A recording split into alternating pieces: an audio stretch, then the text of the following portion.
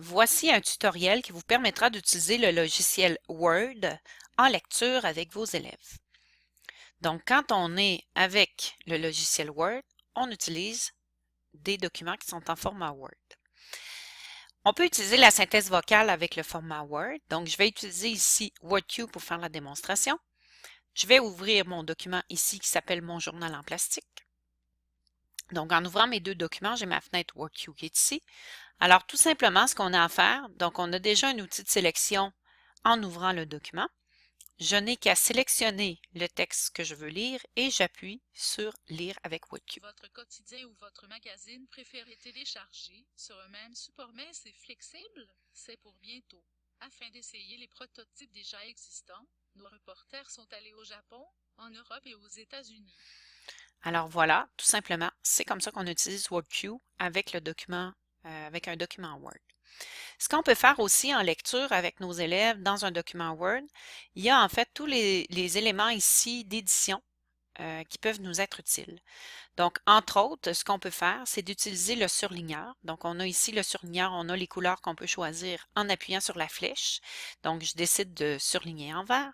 Donc, je peux sélectionner le texte, par exemple, les mots qui sont importants ou les mots de vocabulaire dont j'ai besoin pour répondre à des questions, par exemple. Ou encore, je peux utiliser cette fonction-là pour mettre en couleur les mots que je ne comprends pas.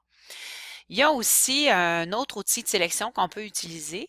Donc, un outil d'édition, on peut changer la couleur de la police.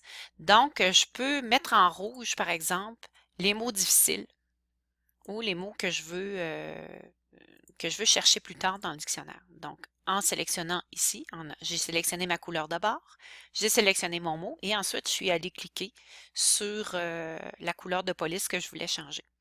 Donc, ça, c'est une façon de l'utiliser. On peut utiliser aussi le caractère gras, l'italique et le souligner. Donc, si je veux souligner un mot, je n'ai qu'à le sélectionner et ensuite de ça, d'aller cliquer sur le souligner. Donc, vous voyez qu'il y a une flèche ici à côté du souligné. Donc, il y a plusieurs possibilités. Exemple, je prends un autre exemple avec un autre mot. Donc, en cliquant sur la flèche, je peux aller sélectionner le type de soulignement que je veux avoir. Donc, vous le voyez là, au fur et à mesure ici dans le texte, on le voit qui peut changer. Et je peux changer la couleur aussi. Donc, je le mets en noir, mais je pourrais très bien le mettre en rouge aussi. Alors voilà, c'est une façon d'utiliser les outils d'édition. Une autre façon aussi de prendre des notes pour les plus avancés, ce serait peut-être l'outil insertion. Donc ici, on pourrait insérer des zones de texte. Donc, je sélectionne habituellement celui qui est le plus simple et je pourrais prendre des notes, exemple, et d'aller mettre mon encadré à la grandeur dont j'ai besoin à côté du texte. Donc, si j'ai des questions à me poser, ça serait un outil à utiliser. Encore plus simple que l'outil d'insertion de zone de texte, il y a dans Word une autre fonction qui est fort intéressante, c'est l'outil révision. Donc, quand je vais dans l'onglet révision, il y a ce qu'on appelle l'outil commentaire. Donc, en sélectionnant, par exemple, ici, bon, je vois qu'il y a une expression qui est en anglais, je ne comprends pas qu'est-ce que ça veut dire, par exemple. Je me pose une question, donc je n'ai qu'à sélectionner mon texte.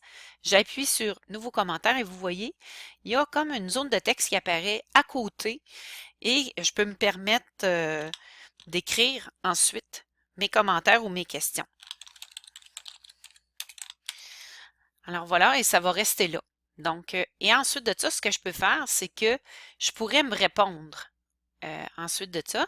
Donc, je me rajoute en dessous ma réponse pour aller confirmer mes prédictions, par exemple, mes hypothèses, ou une fois que j'ai cherché le mot, je pourrais aller mettre la réponse pour m'aider dans ma lecture. Donc ça, c'est une fonction qui est fort intéressante aussi à utiliser en lecture pour prendre des notes. Alors voilà les fonctions qu'on peut utiliser avec le logiciel Word.